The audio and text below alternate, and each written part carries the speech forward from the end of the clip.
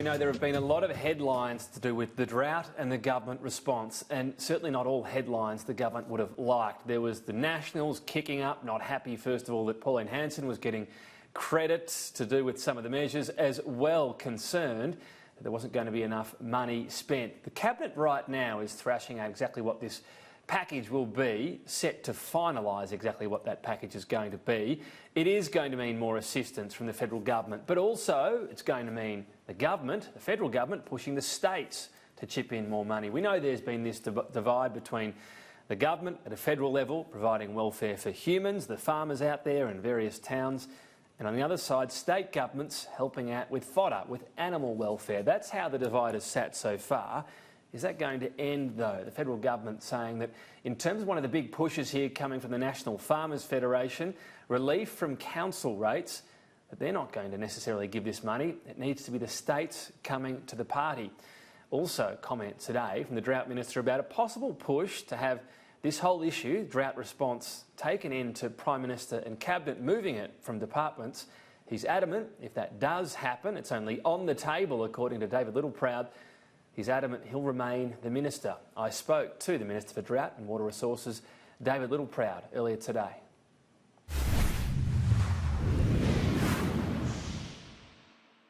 David Littleproud, thanks for your time. We've got this drought package going through Cabinet this afternoon. What can you tell us about it? Well, look, it'll be significantly about stimulating these local economies, these small towns that are supporting our farmers. It'll be also about continuing the sustainability of our agricultural sector and continuing the support to our primary producers. And it'll also lay another foundation stone for our states to actually commit some hard-earned cash as well to complement the packages we put out there.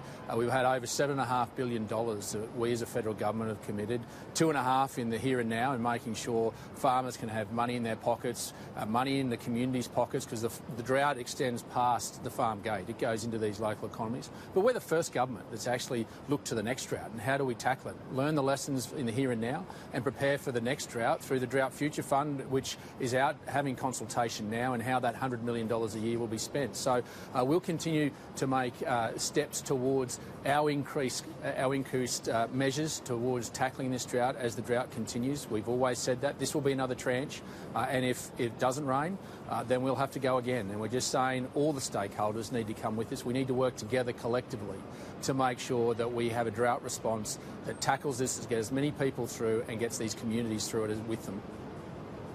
OK, so you mentioned the states there. We've currently got a divide where the federal government looks after welfare for humans, farmers and so on. The states looks after welfare for animals. Is that going to remain, and this is going to basically be a call on them to provide, to provide more money for animal welfare?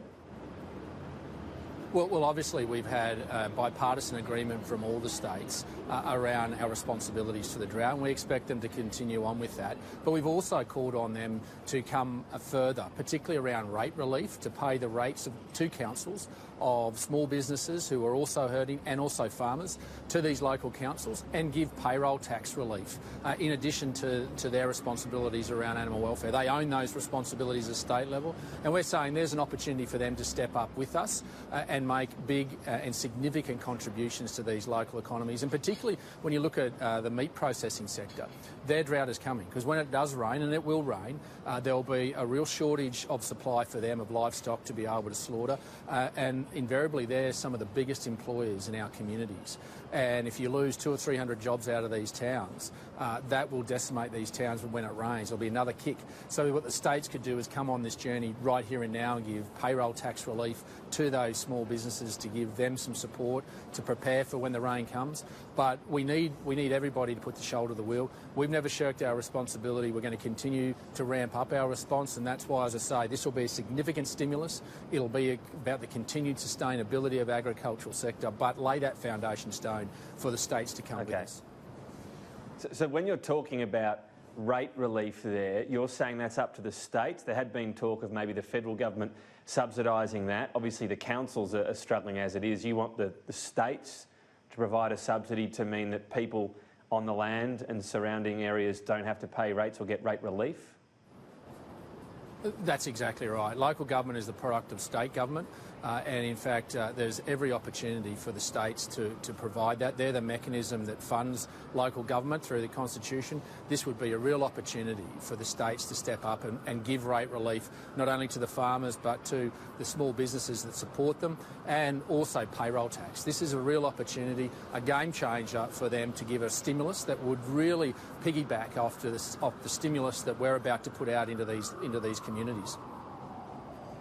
So no subsidy from the federal government in terms of those rates?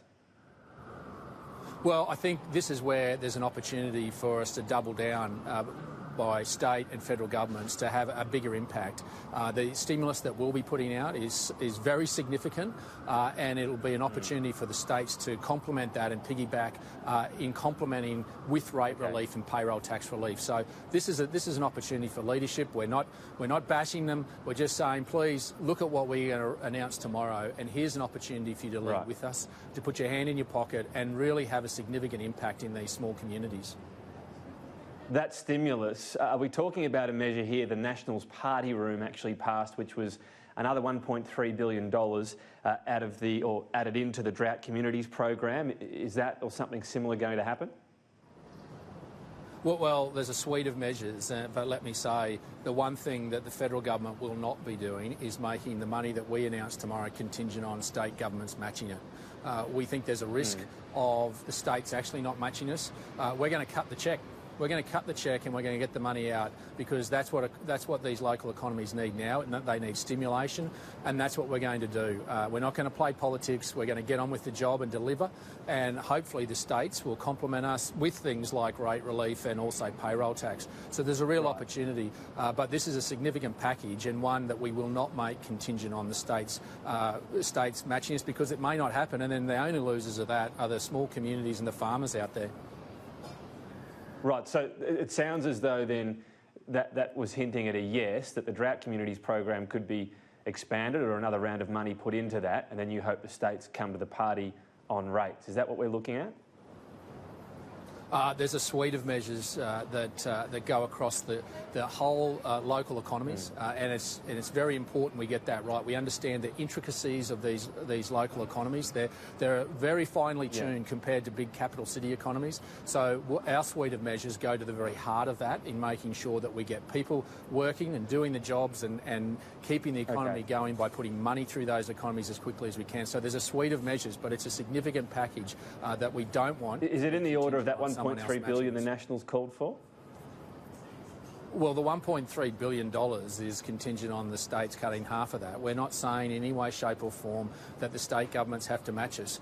We don't want to get into petty politics. We're simply going to say we've got a suite of measures that will go to the heart of stimulating these economies, as well as maintaining the sustainability of agriculture, that will go straight into these economies without anyone having to match us. We're just going to get on with the job, and we're just saying, please take the politics out of this, lead with us. Take our hand, state governments, and do your bit with us. All right, we'll see what the final announcement comes up with. I wanted to ask you about the farm household allowance payments and just clarify the position for legislation that's not yet passed. So anyone cut off since July of this year, it's about 600 farmers so far. New legislation would mean they can claim that payment for 4 in any 10 years rather than a lifetime period. What happens if they have still been given that payment in 4 of the past 10 years when that new evaluation comes in? Will they still be cut off?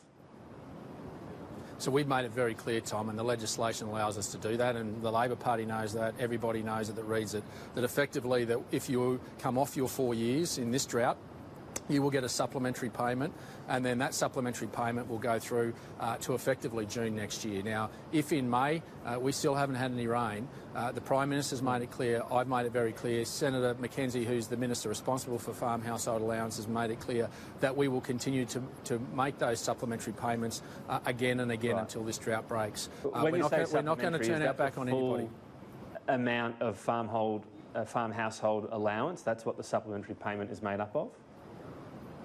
So under the legislation, it equates to around 6 months of the supplementary, of the full year FHA payment. So what will happen is that you'll get the full 6 months in a cash lump sum, and if in May it hasn't rained, then the government will stand shoulder to shoulder with every one of those farmers that are on FHA, and we will make another supplementary payment, because we made sure that the legislation had that mechanism in it, but we got an expert review done of the farm household allowance by Georgie Somerset, who led that, who is the chair of AgForce, the peak agricultural body in Queensland, and she said that instead of having it 3 in the lifetime of your existence as a farmer, 3 years, you get it, you now change it to 4 in 10. So we've respected that, but we've also understood the severity of this drought, and we will not turn our back on anybody.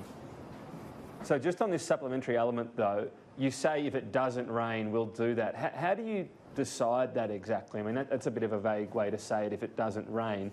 Is that a ministerial responsibility? Is it a household by household comes across your desk and you decide they can get another lump payment? What happens? Well, obviously, the Agriculture Minister, Bridget McKenzie, will be able to make those assessments. But obviously, we get data already stipulating how drought's defined, and that's effectively rainfall deficiency over a 24-month period, and a 12-month period within that is below average. So there's mechanisms within that, and even within the FHA itself, there are hardship provisions that give the Minister the ability to provide that approval of the continuation under those supplementary payments. So, in essence, the reality is those supplementary payments will be able to be made if the drought doesn't break, and obviously we're already doing that by cutting data from the Bureau of Meteorology to understand exactly where it hasn't rained and where the trigger event under the 24-month period exists.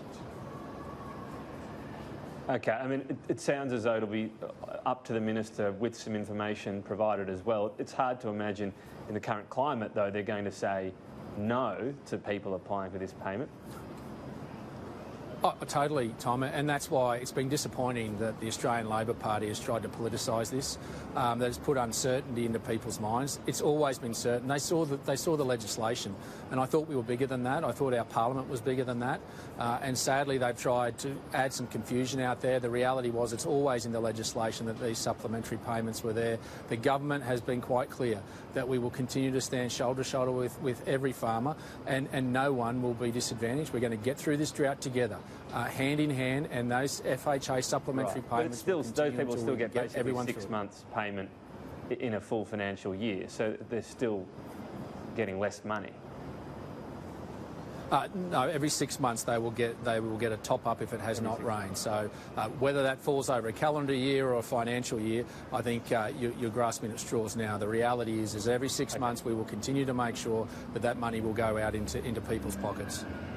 I want to just ask finally, Minister, we're hearing some talk of the drought response could include moving the portfolio to Prime Minister and Cabinet, making Scott Morrison the Minister responsible. Is there any truth to that? No, there's been no discussions at Cabinet about that at all. Obviously, we're going to continue to make sure that our response is effective, and where that sits. At the moment, it sits across a number of portfolios, and that makes it challenging. But how do we coordinate that is probably more the question, to make sure that our whole-of-government approach to this drought is effective. And that's not only looking at new programs, but looking at our existing envelope of how we deliver programs. Can they be repurposed in an agile way to have an outcome and an impact on these communities? Right. So obviously we're trying to work through the effectiveness of this. Right. But on where this sits, sorry, we're nearly out of time, but on where this sits, do you think there's any logic at the size of this task right now that it could be moved to Prime Minister and Cabinet and that would help respond to the drought? Well, look, everything's on the table, and we've made that clear, that what is important to us is that the programs that we roll out are effective, that are hitting the mark to those that need it. And whatever mechanism that takes, I don't think anyone really cares. You know what? I don't think any farmer or any community out there gives a rat's either. All they want to know is that their government is standing there with them and they're getting these programs rolled out. Right. Egos aside, I think this is more about the farmer than about the machinations of Canberra and where mechanisms of this may sit. Right, but when you say everything's on the table, including the prospect of moving drought response to PM&C and making Scott Morrison the Minister responsible? No, he won't be responsible. I'm the Minister responsible for drought, and the Prime Minister made that appointment after the 18th of May. I'll be charged with the responsibility, but I have a responsibility at the moment to cross over a number of portfolios to make sure there's coordination and that the whole-of-government approach to this drought is effective, and that's what I'll continue to do. That's my role, and that's what the Prime Minister's charged me with after their election win. Drought Minister David Littleproud, thanks for your time today. Good to be with you, mate.